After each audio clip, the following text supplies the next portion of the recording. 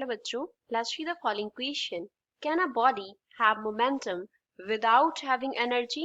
क्या एक बॉडी का मोमेंटम हो सकता है विदाउट हैविंग एनर्जी? उसके पास एनर्जी नहीं है. एक्सप्लेन, हमें ये एक्सप्लेन करना है.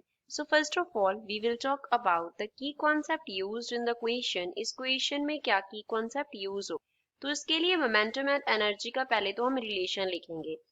मोमेंटम इसको डिनोट करते हैं P से, ये होता है product of M into V.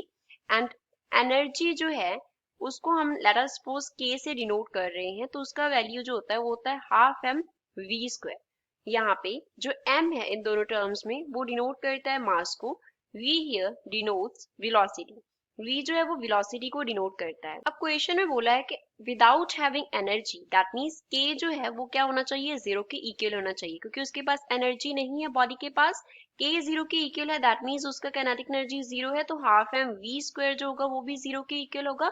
अब हाफ जीरो के इक्वल नहीं हो सकता. मास can not be zero. Mass can not be zero. कोई बॉडी होगी तो उसका सर्टेनली हमारे पास मास तो होगा, तो उसका मास जो है वो जीरो नहीं हो सकता. तो मास जीरो नहीं हो सकता, which means v square will be equals to zero.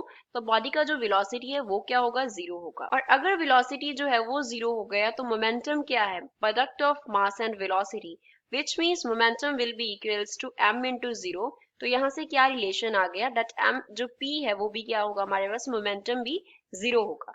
तो without having energy a body can not have momentum.